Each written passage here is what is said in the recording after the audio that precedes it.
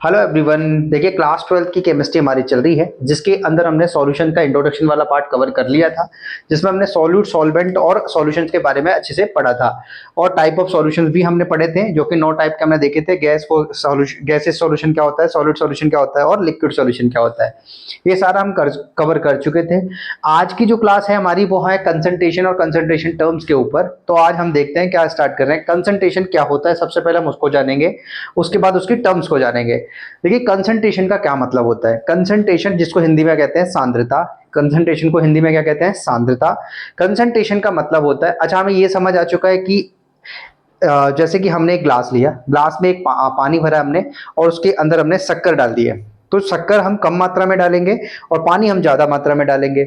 जो शक्कर हमने कम मात्रा में डाली है उसे हम सॉल्यूट बोलते हैं, जो पानी ज्यादा मात्रा में है उसे हम सॉल्वेंट, विलायक बोलते हैं, विलेय बोल उसको सॉल्यूट को विलेय बोलते हैं। जब शक्कर पानी में घुल जाएगी तो उस टाइप का जो सॉल्यूशन तैयार होगा उसे लिक्विड द्रव सॉल्यूशन कहेंगे। ये हम कवर कर चुके हैं पिछली क्लास में। तो यहां से हमें ये समझ आया कि शक्कर जो है हमारे पास है, शुगर जो है हमारे पास, वो कम मात्रा में है और पानी जो है वो ज्यादा मात्रा में है।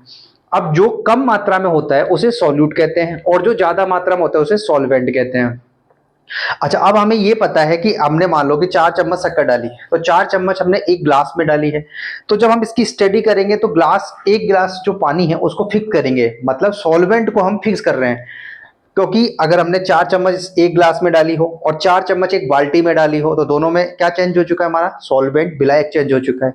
तो हम विलायक या विलयन की जो मात्रा उसको निश्चित रखना चाहते हैं और उसके बाद हम देखते हैं कि सॉल्यूट उसमें कितने मात्रा में उपस्थित है। दोबारा सुने, एक ग्लास हमने पानी लिया, उसके अंदर हमने 4 चम्मच शक्कर डाली, तो हमें बस यही देखना होता है कंसंट्रेशन। और उसी टाइम में हमने एक ग्लास और लिया, उसके अंदर हमने 8 गिलास, जो 8 चम्मच जो है वो हमने शक्कर डाली। तो देखो एक बार डायग्राम बना लेते हैं हम। जैसे मान लो कि एक गिलास हमने लिया, यहाँ पर एक गिलास लिया, उसके अंदर हमने, ये पिछली क्लास में हमारा हो चुका था, और हमने मान लो 4 चम्मच शक्कर इसमें डाल दी। एक गिलास फिर से हमने लिया और उसके अंदर हमने इस बार जो है 8 चम्मच शक्कर हमने डाल दी इस तरह से। तो हमें ये तो कंफर्म पता है कि जो ज्यादा मात्रा में है शक्कर वो इसमें है और जो कम मात्रा में है वो इसमें है। लेकिन गिलास में जो पानी है उसकी मात्रा फिक्स है। इसका मतलब amount of solute present in a given amount of solvent और solution is known as concentration. मतलब अगर हम गिलास में पानी लिए हैं उसको फिक्स रख के उसके अंदर कितना सॉल्यूट उसके अंदर डाला है हमने, उसी मात्रा को हम कंसंट्रेशन कहते हैं। जैसे यहाँ पर हमने लिखा भी है, कंसंट्रेशन का क्या मतलब होता है, amount of solute present in a given amount of solvent या सॉल्यूशन। सॉल्वेंट में जब सॉल्यूट मिलाते हैं तो हमारे पास सॉल्यूशन बन के तैयार होता है, इसलिए हमने फिक्स्ड अमाउंट रखा है। इसलिए यहाँ पर एक वर्ड लिखा हुआ है गिवन अमाउंट। तो गिवन अमाउंट ऑफ सॉल्वेंट और सॉल्यूशन में कितना अमाउंट उपस्थित है, किसका, सॉल्यूट का, उसे ही क्या कहते हैं हम, कंसंट्रेशन, सांद्रता। ऐसे इसको हिंदी में भी लिखा है। किसकी मात्रा निश्चित है हमारे पास, विलायक या बिलियन की मात्रा निश्चित है। उसमें हमने क्या करा है, विलेय की मात्रा कितनी उपस्थित है उसी को क्या कहते हैं हम, सांद्रता। एक बार वापस से समझेंगे। एक ग्लास पानी है तो उसको हमने फिक्स करके एक बार उसमें 4 चम्मच और दूसरी बार 8 चम्मच शक्कर डाली। तो जो पानी फिक्स है उसके अंदर कितने अमाउंट में हम सॉल्यूट डाल रहे हैं उसी को हम कहते हैं कंसंट्रेशन, कंसंट्रेशन। तो amount of solute present in a given amount of solvent और solution is known as concentration. Hindi में बिलियन या विलायक की निश्चित मात्रा में विलेय की उपस्थित मात्रा को हम क्या कहते हैं, कंसंट्रेशन कहते हैं। कंसंट्रेशन को हम दो तरीके से क्या कर सकते हैं, दो रूपों में हम व्यक्त कर सकते हैं। एक तो है क्वालिटेटिव फॉर्म और एक है क्वांटिटेटिव फॉर्म। देखिए क्वालिटेटिव का मतलब क्या है और क्वांटिटेटिव का मतलब क्या है। जैसे अगर हमको अच्छे से किसी सॉल्यूशन में क्या करना है, सॉल्यूशन की अच्छी से इंफॉर्मेशन देनी है, क्लियर इंफॉर्मेशन देनी है, तो उसके लिए तो हम क्वांटिटेटिव जो फॉर्म है उसी को फॉलो करेंगे। लेकिन हम क्वालिटेटिव को भी एक बार समझेंगे। हिंदी में इनको क्या कहते हैं, एक को गुणात्मक रूप, दूसरे को मात्रात्मक रूप। गुणात्मक रूप को भी हम शब्दों में व्यक्त करते हैं, जैसे डाइल्यूट है या कंसंट्रेटेड है, और इसके अंदर तो उसके अंदर उसकी न्यूमेरिकल वैल्यू भी लिखी होगी और साथ में उसकी यूनिट भी लिखी होगी। जैसे मोलरता, मोलरिटी, तो मोलरिटी की यूनिट क्या होती है, मोल बाई लीटर। मोललिटी, मोललता, तो क्या होती है उसकी, मोल बाई केजी। तो इसमें कितने मोल है वो तो लिखा ही होगा, साथ में उसकी यूनिट भी लिखी हुई है पीछे। जैसे हमने लिखा 5 मोल बाई लीटर, तो ये 5 तो न्यूमेरिकल वैल्यू है और मोल बाई लीटर क्या है, यूनिट। तो ये हो गई न्यूमेरिकल वैल्यू और ये हो गई यूनिट। तो इसी को बोलते हैं हम क्वांटिटेटिव फॉर्म और इसी को यूनिट में हम पढ़ने वाले हैं। लेकिन हम इसको भी समझेंगे क्वालिटेटिव का फॉर्म क्या होता है। क्वालिटेटिव का जो फॉर्म होता है इसमें कंसंट्रेशन जो होती है उसको हम वर्ड्स के रूप में एक्सप्रेस करते हैं। वर्ड्स में मतलब या तो सॉल्यूशन डाइल्यूट होगा या सॉल्यूशन कंसंट्रेटेड होगा। तो डाइल्यूट सॉल्यूशन या कंसंट्रेटेड सॉल्यूशन वो एक क्वालिटेटिव फॉर्म है कंसंट्रेशन की। और molarity, molality, percentage W/B, B/B, ये सब कौन सी फॉर्म है? क्वांटिटेटिव फॉर्म किसकी? कंसंट्रेशन की। तो हमें यहाँ तक समझ आ गया होगा। इसके बाद हम आगे की तरफ चलते हैं। देखिए दोबारा सुनेंगे एक बार। कंसंट्रेशन क्या होता है कि कोई भी सॉल्यूशन है या सॉल्वेंट है हमारे पास, उसकी मात्रा जो फिक्स है, उसके अंदर हमने कितना सॉल्यूट डाला है, उसका कितना अमाउंट डाला है, उसी को हम कंसंट्रेशन कहते हैं, सांद्रता कहते हैं, जैसे कि हिंदी इंग्लिश दोनों में लिखी है। कंसंट्रेशन को हम दो तरह से एक्सप्रेस कर सकते हैं, एक तो क्वालिटेटिव और एक दूसरा क्वांटिटेटिव। क्वालिटेटिव में हम जो कंसंट्रेशन है उसको वर्ड्स के रूप में डिनोट करते हैं, जैसे कि या तो डाइल्यूट होगा सॉल्यूशन या कंसंट्रेटेड होगा। क्वांटिटेटिव में हम न्यूमेरिकल वैल्यू के साथ उसकी यूनिट भी लिखते हैं, जैसे molarity, molality, percentage W/B, percentage B/B, ये सब किस में आने वाले हैं? हमारे पास क्वांटिटेटिव फॉर्म में। और पूरी यूनिट में हम इस पे ज़्यादा काम करने वाले हैं। देखिए यहाँ पर हमने लिखा है कि कंसंट्रेशन को दो वे में हम डिनोट करते हैं, क्वालिटेटिव में डाइल्यूट और कंसंट्रेटेड। तो इसके बारे में हम बात करते हैं। क्वालिटेटिव फॉर्म जो है कंसंट्रेशन की, उसको दो वर्ड्स में हम लिखेंगे, एक तो डाइल्यूट लिखा होगा और एक कंसंट्रेटेड लिखा होगा। हिंदी में उसे लिखा होगा या तो तनु विलयन लिखा होगा या सांद्र विलयन लिखा होगा। देखिए सांद्र और तनु का क्या मतलब है। डाइल्यूट और कंसंट्रेटेड का मतलब ये है कि जैसे डाइल्यूट, जैसे कि हमने एक बर्तन लिया है या कोई भी ग्लास वगैरह ले लिया, एक ग्लास में ये देखो, ये मान लो हमारे पास शुगर है और ये भी हमारे पास शुगर है, चीनी है, और ये इसके अंदर जो यहाँ तक जो है इसमें भी और यहाँ तक जो है इसमें भी, दोनों में क्या भरा हुआ है? वाटर, पानी भरा हुआ है।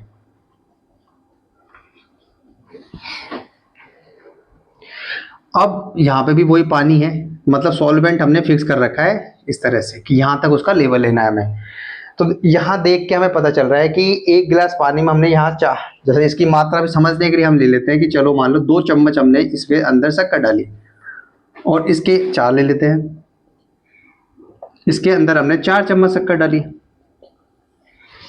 तो देखो जो अमाउंट ऑफ सॉल्यूट है इसमें कम है और उसमें ज़्यादा है, और लेकिन सॉल्वेंट की या सॉल्यूशन की मात्रा फिक्स इसमें भी है और इसमें भी। ऐसा नहीं है कि यहाँ एक गिलास पानी लिया और वहाँ एक बाल्टी पानी ले लिया, ऐसा नहीं है।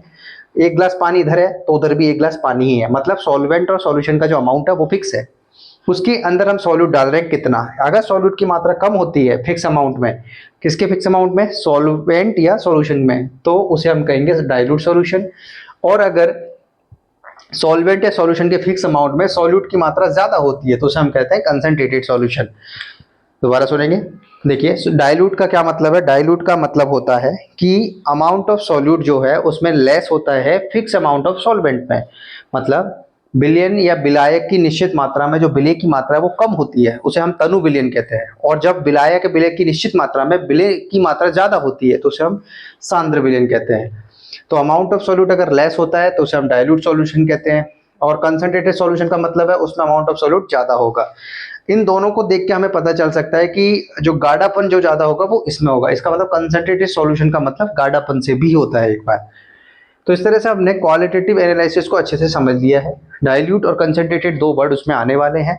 डाइल्यूट का मतलब हमें समझ आ चुका है कि अमाउंट ऑफ सॉल्यूट लेस होगा, और कंसंट्रेटेड का मतलब है अमाउंट ऑफ सॉल्यूट मोर होगा, तो उसे हम कंसंट्रेटेड और डाइल्यूट सॉल्यूशन कहेंगे। हमें पूरी इसके अंदर ये पढ़ना है क्वालिटेटिव फॉर्म, जिसके अंदर बहुत सारी चीजें हैं, हम उसको जानेंगे। चलो एक बार नोट करें फिर हम आगे बढ़ते हैं।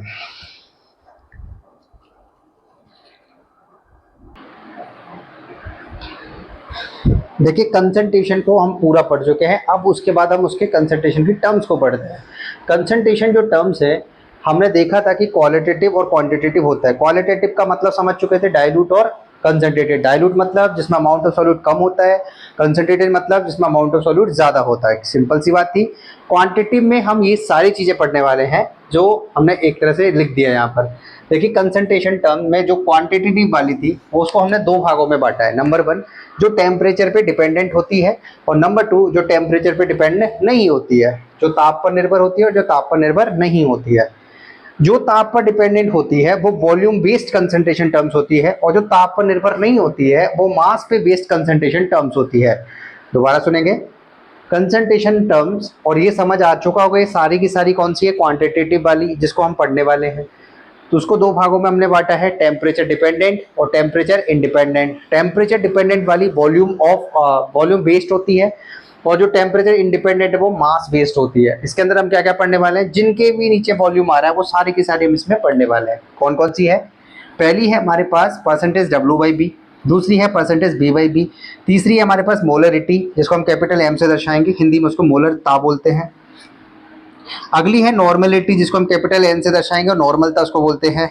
अगला है उसके बाद स्ट्रेंथ ऑफ सॉल्यूशन जो कि बिलियन की सामर्थ्यता को बताएगा हमें। और उससे अगली है पीपीएम। पीपीएम को हमने तीन भाग होते हैं इसके, जिसमें दो इसमें और एक उसमें चला जाएगा। पीपीएम मतलब पीपीएम डब्ल्यू बाई बी और पीपीएम बी बाई बी, तो इसके अंदर पढ़ेंगे, और पीपीएम डब्ल्यू बाई डब्ल्यू इसके अंदर पढ़ेंगे।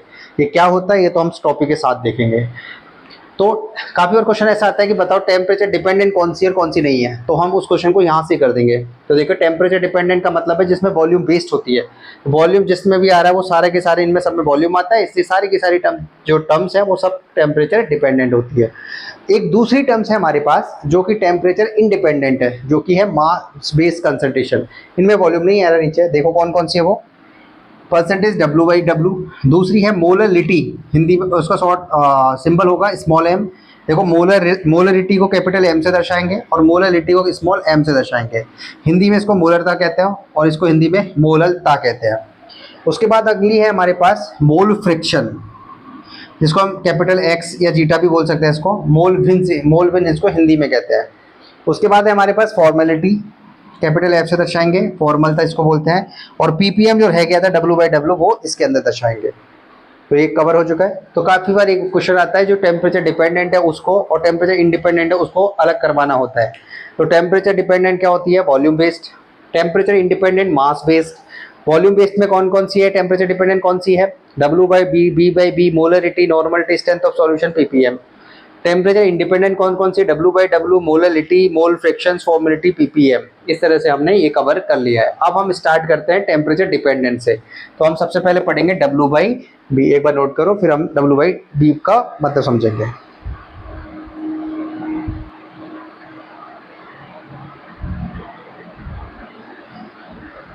देखिए पहली जो कंसंट्रेशन टर्म्स है हमारे पास जो कि टेम्परेचर डिपेंडेंट है वो है परसेंटेज डब्ल्यू बाई बी। देखिए परसेंटेज डब्ल्यू बाई बी का मतलब क्या है, परसेंटेज डब्ल्यू बाई के बी का मतलब है जैसे ऊपर लिखा है डब्ल्यू और नीचे लिखा है बी, तो डब्ल्यू जो अच्छा ऊपर जो लिखेंगे वो सॉल्यूट के बारे में लिखेंगे और जो नीचे लिखेंगे वो सॉल्यूशन के बारे में लिखेंगे। अब डब्ल्यू लिखा है तो इसका मतलब हम वेट की बात करेंगे और बी लिखा है इसका मतलब वॉल्यूम की बात करेंगे। तो बताओ डब्ल्यू बाई बी का मतलब क्या हुआ, देखो यहाँ पर लिखा है डब्ल्यू बाई, इसको पहले तो पढ़ते कैसे हैं, wait by volume percentage, Hindi में भार आयतन परसेंट उसको कहते हैं। तो हमने कहा था कि डब्ल्यू बाई बी, डब्ल्यू का मतलब वेट और बी का मतलब वॉल्यूम। ऊपर जो भी बातें लिखेंगे वो सॉल्यूट के बारे में लिखेंगे और नीचे जो भी बात लिखेंगे वो सॉल्यूशन के बारे में लिखेंगे। मतलब डब्ल्यू बाई बी का मतलब है wait of solute divided by volume of solution, और परसेंटेज अगर होता है तो मल्टीप्लाई कर देंगे 100 से। ये देखिए यहाँ पर मल्टीप्लाई कर दिया है। तो क्या फॉर्मूला बन गया डब्ल्यू बाई बी का, परसेंटेज डब्ल्यू बाई बी का मतलब होता है wait of solute divided by volume of solution into 100, Hindi में विलेय का भार अपॉन विलेन का आयतन इनटू में 100। इस तरह से हमने ये कंप्लीट करना होता है। अगर ये ग्राम में है तो ये ml में लिया जाता है और इस तरह से हम इसको लिखते हैं। अगर हम नीचे वाली वैल्यू को 100 ml मान ले, मतलब बिलियन जो है हमारे पास, जो सॉल्यूशन है हमारे पास उसका वॉल्यूम 100 ml मान ले, तो देखो होगा क्या, हमने कंडीशन लगा दी है if volume of solution is 100 ml, यदि बिलियन का आयतन कितना हो 100 ml हो। तो देखो जैसे यहाँ 100 ml रखेंगे तो इसकी एक डेफिनेशन हमारे पास तैयार हो जाएगी। जैसे ये रखेंगे देखो 100 से 100 कट जाएगा तो ये जो है वो इसके बराबर हो जाएगा, मतलब तो ये वेट ऑफ सॉल्यूट के बराबर हो जाएगा कितने ml सॉल्यूशन में, 100 ml सॉल्यूशन में। तो लिखेंगे इट इज द, देखो अगर परसेंटेज डब्ल्यू बाई बी की डेफिनेशन देनी है तो हम इसको भी लिख सकते हैं और इसको भी लिख सकते हैं। अगर इससे लिखेंगे तो हमारे पास ये 100 ml सॉल्यूशन लिखना पड़ेगा। तो it is the weight of solute which is present in gram in 100 ml of solution is known as percentage W by B या weight by volume percentage। Hindi में किसके बिलियन के कितने ml, 100 ml में उपस्थित विलेय का भार क्या कहलाता है, भार आयतन प्रतिशत। दोबारा देखेंगे, wait by volume percentage. Wait by volume percentage इसका मतलब है वेट किसका, सॉल्यूट का, वॉल्यूम किसका, सॉल्यूशन का, इनटू में कितना 100, क्यों, क्योंकि परसेंटेज है। बस इसी से फॉर्मूला बना, इसकी जगह हम 100 ml रख देंगे, 100 से 100 कट जाएगा, इसका मतलब वेट ऑफ सॉल्यूट किसके बराबर होगा, परसेंटेज W बाई बी के। लेकिन कब, जब बिलियन वॉल्यूम ऑफ सॉल्यूशन कितना हो 100 ml, इस तरह से। तो यहाँ लिखा भी है, it is the weight of solute is 100 ml of solution is known as weight by volume percentage. देखिए इसको पढ़ना हमें आना चाहिए, जैसे कहीं पे लिखा है 5% W by V, 5% W by, और जितनी भी मेडिसिन और फार्मेसी की जो होती है उनमें कंसंट्रेशन टर्म्स हमेशा डब्ल्यू बाई बी के टर्म्स में भी डिनोट की जाती है। उसका मतलब क्या होता है, उन दवाइयों की सीसीओ पे जो लिखा होता है, इसका मतलब है जो अमाउंट ऑफ सॉल्यूट इसमें मिलाया गया वो कितना है 5 ग्राम, और जो वॉल्यूम ऑफ सॉल्यूशन है वो कितना है 100 ml। मतलब अगर 100 ml सॉल्यूशन है तो उसके अंदर कितना सॉल्यूट मिलाया गया 5 ग्राम। वैसे भी हमें पता है 5% को हम लिखेंगे 5/100, बस इसको ऐसे ही तो करना है, 5 ग्राम और 100 ml, मतलब 5 ग्राम सॉल्यूट है 100 ml सॉल्यूशन में, इस तरह से हम इसको पढ़ रहे होते हैं। 5% डब्ल्यू बाई बी का मतलब क्या है, 5 ग्राम सॉल्यूट है 100 ml सॉल्यूशन में। जैसे मान लो कहीं पे लिखा है 20% डब्ल्यू बाई बी, इसका मतलब 20 ग्राम सॉल्यूट है, 100 ग्राम हमारे पास सॉल्यूशन है। और फॉर्म मेडिसिन और फार्मेसी में हम परसेंटेज डब्ल्यू बाई बी के टर्म्स का ही, कंसंट्रेशन टर्म्स का ही यूज करते हैं। तो मेरे को लगता है समझ आ गई होगी।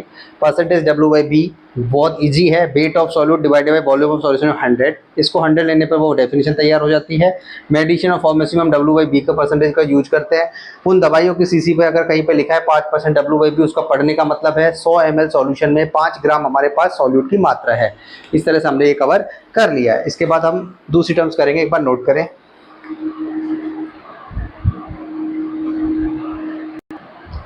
देखिए अगली अगली जो परसेंटेज है हमारे पास टेम्परेचर डिपेंडेंट वाली, वो हमारे पास है वॉल्यूम परसेंटेज, जिसको हिंदी में आयतन प्रतिशत कहते हैं, और इसको शॉर्ट में परसेंटेज बी बाई बी कहते हैं। तो देखो सबसे पहले हम इसकी डेफिनेशन तैयार करेंगे।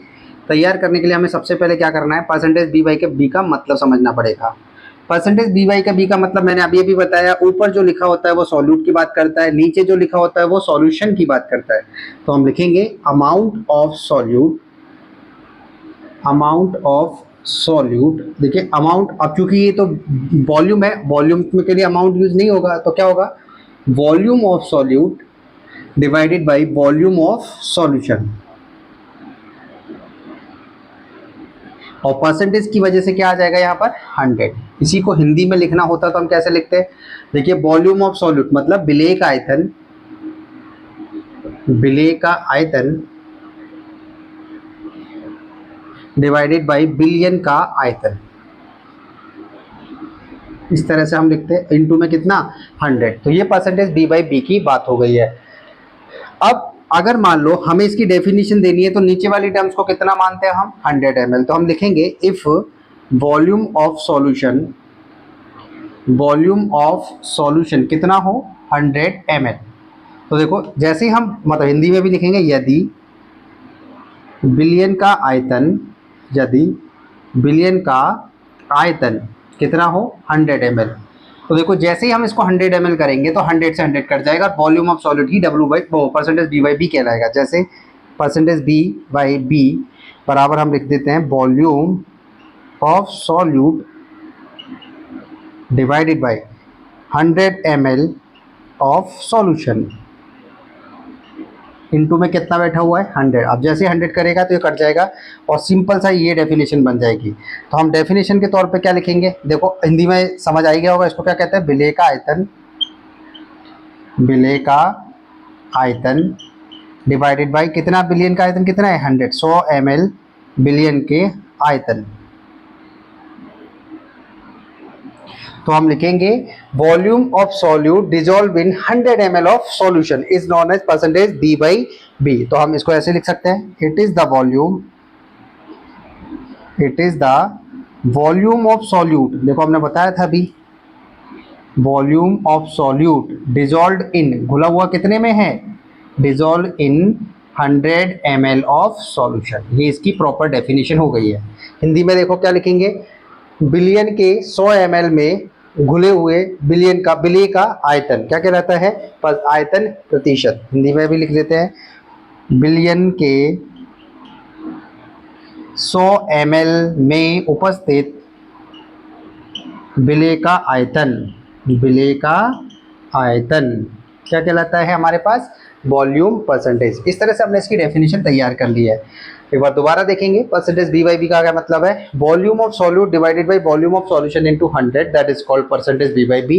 हिंदी में विलेय का आयतन बटा विलेयन का आयतन इनटू 100, इस तरह से हम इसको लिख सकते हैं। और वही सेम यहाँ भी ml यहाँ भी ml होगा, तो इस तरह से हट जाएगा। अब इसके बाद में हम इसको पढ़ना सीखेंगे। जैसे कहीं पे मान लो ऐसे लिखा हुआ है, जैसे उसमें समझा था पिछले वाले में, कहीं पे लिखा हुआ है मान लो 10% ethanol, 10% ethanol solution in water, solution in water मतलब हिंदी में लिखा हुआ है एथेनॉल का जल में, एथेनॉल का जल में 10% विलियन। तो देखो इसको हमें समझना है कि इसका क्या मतलब है। जो भी लिखा हुआ और साथ में ये भी लिखा हुआ है, मान लो परसेंटेज बी बाई बी के हिसाब से लिखा हुआ है, चलो तो इसको कैसे समझेंगे। देखो यहाँ पर बिल्कुल सिंपल सी चीज है, हमने लिखा कि 10% बी बाई बी दिख जाए, तो इसका क्या मतलब है 10, पहले इसको खोल ले, अगर कंपेयर कर ले, मान low volume of solute divided by volume of solution into 100 होता है। 100 तो परसेंटेज की वजह से आता है, तो हमें तो ये समझ आ ही गया है।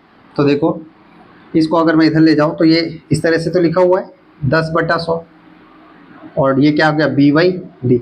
मतलब अगर हमसे पूछे वॉल्यूम ऑफ सॉल्यूट कितना है हमारे पास 10 ml, वॉल्यूम ऑफ सॉल्यूशन कितना है, इस तरह से। तो देखो यहाँ लिख लेते हैं हम, वॉल्यूम ऑफ सॉल्यूट वो कितना है हमारे पास 10 ml।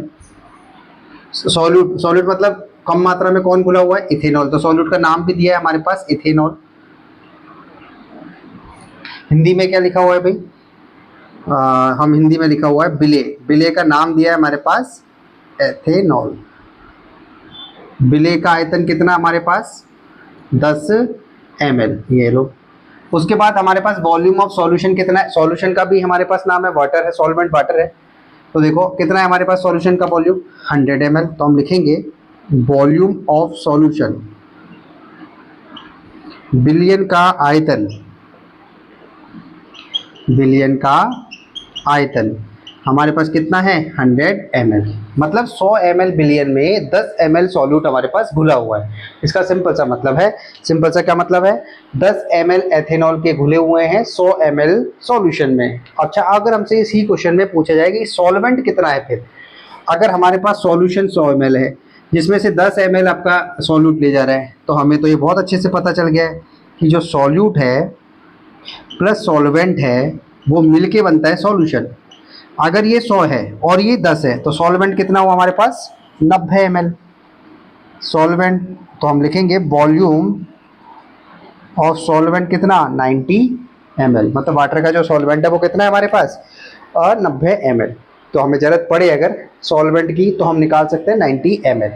देखो दोबारा देखेंगे, volume by W by sorry V by V का मतलब क्या है, volume of solute divided by volume of solution था, इंटू 100 करना था परसेंटेज की वजह से। वॉल्यूम ऑफ सॉल्यूशन अगर हम 100 ले लें तो यही किसकी इसके बराबर हो जाएगा, डेफिनेशन यहाँ से तैयार की। 10% एथेनॉल सॉल्यूशन इन वाटर को हमने देखा, उसका मतलब क्या था, इसका सिंपल सा मतलब था कि 10 ml एथेनॉल के जो प्रेजेंट है वो 100 ml सॉल्यूशन में प्रेजेंट है।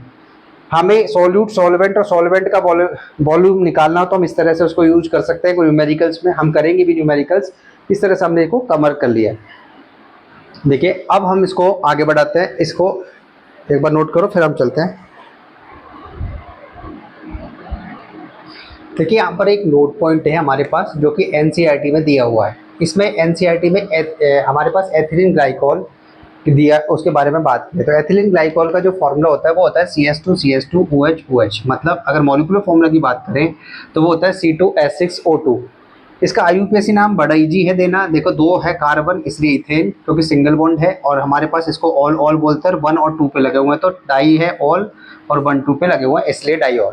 तो इथेन 1 2 डाईऑल, ये ऑर्गेनिक केमिस्ट्री में जब आएगी तब हम इसको अच्छे से समझेंगे भी आईयूपीएसी नाम वगैरह को। तो हमारे पास एथिलीन जो एथिलीन ग्लाइकोल है उसका C2H6O2 फॉर्मूला होता है, उसका आईयूपीएसी नाम इथेन 1 2 डाईऑल होता है। इसका सबसे इंपॉर्टेंट यूज हमें दे रखा है एनसीईआरटी में, तो सबसे ज़्यादा इंपॉर्टेंट है यूज। तो यूज करते हैं इसको व्हीकल के जो रेडिएटर होता है, शीतलक यंत्र होता है उसमें यूज करता है। अच्छा अब रेडिएटर का काम क्या होता है, जो भी व्हीकल होता है जब हम उसको स्टार्ट करते हैं तो स्टार्ट होने के बाद इंजन गर्म होता है, हीट होता है, तो उस हीट को बाहर निकालने के लिए हम एक रेडिएटर का, इस हीटर का यूज करते हैं। तो अगर हीट ऑफ इंजन को रिड्यूस करना है तो हम रेडिएटर का यूज करेंगे। दूसरा ये काम करता है, अगर हम एथिलीन ग्लाइकोल का 35% बी सॉल्यूशन ले लें एथिलीन ग्लाइकोल का, तो वो काम करता है एंटी फ्रीज इन वाटर, मतलब वाटर का जो फ्रीजिंग पॉइंट है उसको ये घटा देता है। मतलब 35% बी का मतलब क्या है, पहले तो हम ये समझेंगे। अभी अभी हम समझ कर आए थे 35% बी का मतलब है कि 35 ml है हमारे पास एथिलीन ग्लाइकोल, कितने में, 100 ml सॉल्यूशन में।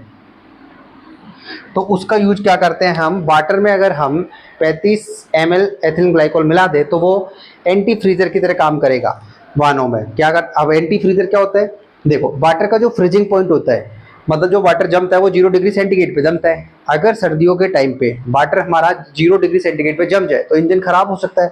तो ये क्या करता है, जब पानी के साथ हम इसको 35 ml मिला देते हैं तो वो फ्रीजिंग पॉइंट जो 0 पे होता है उसको और कम कर देता है और -17.6 डिग्री सेंटीग्रेड पर लेकर आ जाता है। मतलब सर्दियों में वो इंजन जमेगा, जो पानी है वो जमेगा नहीं और वो अच्छे से वर्किंग करेगा।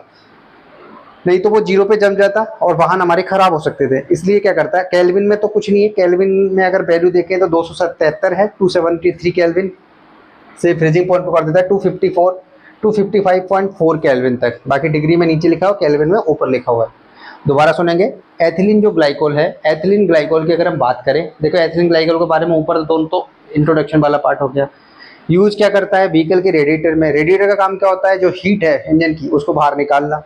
दूसरा एंटी फ्रीजर की तरह काम करता है। एंटी फ्रीजर क्या है, वाटर का फ्रीजिंग पॉइंट 0 डिग्री सेंटीग्रेड है, उसको घटाकर -17.6 डिग्री सेंटीग्रेड पर ले आता है, जिससे सर्दियों में वाहनों में पानी वगैरह जमा नहीं होता, बर्फ नहीं बनती और इंजन स्मूथली काम करता है। इस तरह से हम ये एथिलीन ग्लाइकोल का यूज है। ये एनसीईआरटी में लाइन लिखी हुई है, हमने अच्छे से उसको डिकोड कर दिया है। तो दो कंसंट्रेशन टर्म हमारे पास हो गई है, percentage W by V, percentage B by V. अब हम करते हैं अगली मोलरिटी, एक बार नोट करो।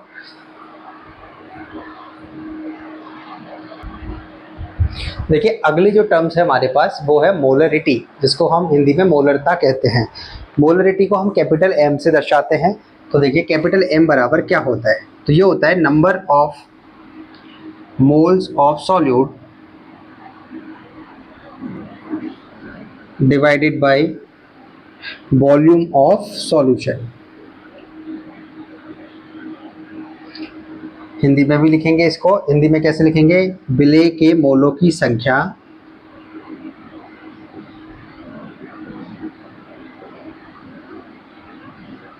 विलेय के मोलों की संख्या डिवाइडेड बाय बिलियन का आयतन।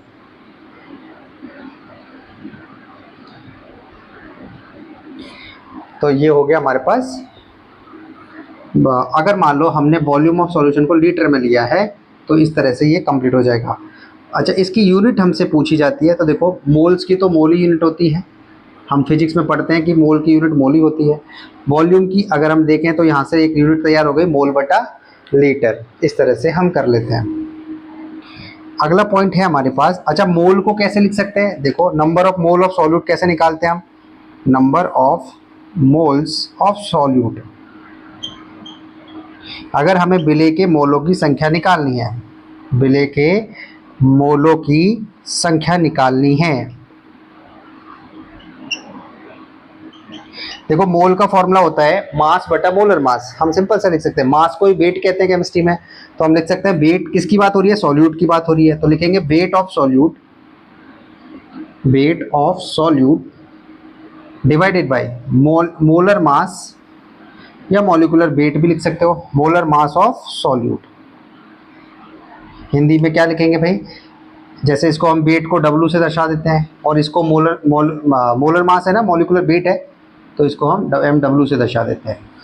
हिंदी में क्या लिखेंगे, हिंदी में लिखेंगे विलेय का भार, विलेय का भार बटे विलेय का अणुभार।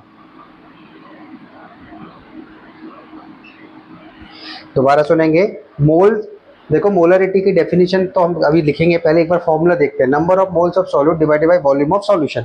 हमने सॉल्यूशन का जो वॉल्यूम है वो लीटर में लिया हुआ है, इसलिए इसकी यूनिट हो जाएगी वॉल्यूम, मोल बटा लीटर। अगर हमें मोल की जरूरत पड़ेगी तो हम लिखेंगे वेट बटा मोलर मास बटा मोलर मास लिख दो, वेट बटा मोलिकुलर वेट लिख लो, एक ही बात है। तो wait of solute divided by molar mass of solute. इस तरह से हमने इसका मोल को भी खोल दिया है। अगर हम इस मोल में इसको पुट कर दे तो ये कंप्लीट फॉर्मूला देखो क्या बनेगा हमारे पास। कैपिटल एम बराबर, देखो मोल की जगह क्या लिख देते हैं, शॉर्ट में लिख लेते हैं हम डब्ल्यू बटा एम डब्ल्यू, डब्ल्यू बटा एम डब्ल्यू, वेट बटा molecular weight. Volume of solution को हम लीटर में लिए हैं तो लीटर में लिख लेते हैं, एल फॉर लीटर लिखा है यहाँ पर इस तरह से। तो m बराबर हमारे पास आ गया w बटा M W into sorry into में क्या b लीटर। ये तो लीटर में अगर वॉल्यूम है, तो अगर हमारे पास वॉल्यूम ml में हो जाए तो हम कुछ नहीं करेंगे, 1000 का डिवाइड कर देते हैं, w बटा M W into V M L लिखा है तो हम 1000 का डिवाइड करेंगे और ये 1000 कहाँ चला जाएगा ऊपर, और ये हो जाएगा m बराबर w बटा M W into V M L into में 1000। और ये जब एम एल में वॉल्यूम होगा तो 1000 से गुणा कर देना, और जब लीटर में है तो 1000 से गुणा नहीं करेंगे। क्यों करेंगे, क्योंकि हमें पता है 1 लीटर में 1000 ml होता है। इस तरह से हमने कंप्लीट फॉर्मूला लिखा दिया। अगर इसकी डेफिनेशन हमें बनानी है तो कुछ नहीं करना होता, नीचे वाली को एक करना होता है। तो 1 लीटर लिख लो, तो क्या लिखेंगे, डेफिनेशन हमारे पास तैयार हो जाएगी, number of mole of solute present in 1 litre of volume of solution, number of moles of solute present in 1 litre of solution. Hindi में 1 लीटर बिलियन में उपस्थित, 1 लीटर बिलियन में उपस्थित विलेय के मोलों की संख्या, विलेय के मोलों की संख्या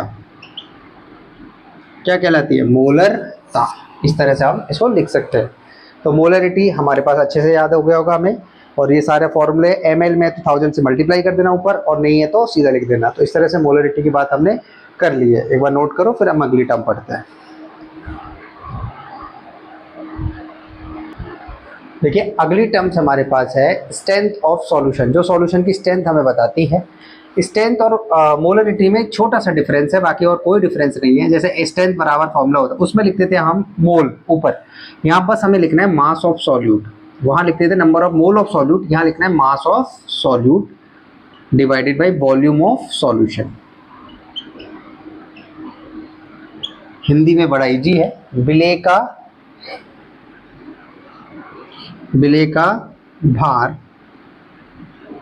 और यहाँ बिलियन का आयतन। अच्छा, भार हम ले रहे हैं ग्राम में और वॉल्यूम ऑफ सॉल्यूशन ले रहे हैं हम लीटर में। तो यहाँ से एक यूनिट और तैयार, इसकी जो यूनिट बनी, काफ़ी बार तो यूनिट पे क्वेश्चन आ जाता है, तो यूनिट बन जाएगी ग्राम बाई लीटर, जबकि वो थी मोल बाई लीटर। इतना सा डिफरेंस था। अच्छा, अब हम अगर हम ध्यान से देखें, यूनिट हमने देख ही लिए, डेफिनेशन बनानी है तो क्या करना होता है, हमें इस वाली टर्म्स को 1 लीटर करना है बस। तो डेफिनेशन क्या बन जाएगी, मास of solute, mass of solute present कर दो, डिजॉल्व कर दो, dissolve in 1 litre of solution. Hindi में 1 लीटर बिलियन में उपस्थित विलेय की मात्रा, 1 लीटर बिलियन में उपस्थित विलेय का भार।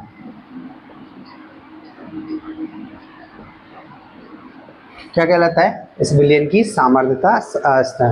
एक नोट पॉइंट हम डालते हैं, देखो मोलरता और स्ट्रेंथ ऑफ सॉल्यूशन में क्या डिफरेंस है। एक बार मोलरता, जो मोलरिटी हमने अभी भी पढ़ी है, उसका फॉर्मूला क्या था, वेट बटा मॉलिक्यूलर वेट, यही था, वेट बटा molecular weight into volume of solution in litre. जबकि हमने देखा है कि W/BL को हम क्या लिख सकते हैं, यहाँ इस फॉर्मूले से, देखो शॉर्ट में फॉर्मूला यहाँ से बना सकते हैं, मास ऑफ सॉल्यूट को हम W से दर्शा रहे हैं और वॉल्यूम ऑफ सॉल्यूशन को लीटर में लिया है, इसलिए ये इसका फॉर्मूला हो। तो हम इसकी जगह क्या लिख सकते हैं, मोलरिटी बराबर, इसकी जगह S लिख सकते हैं और इसकी जगह MW। अगर हम इसको क्रॉस मल्टीप्लाई, मतलब इसको इधर गुणा और इसको इधर गुणा कर ले, तो S बराबर आएगा M इंटू MW। मतलब इसको अगर हम स्टेटमेंट में लिख दें तो ये हो जाएगा स्ट्रेंथ ऑफ सॉल्यूशन,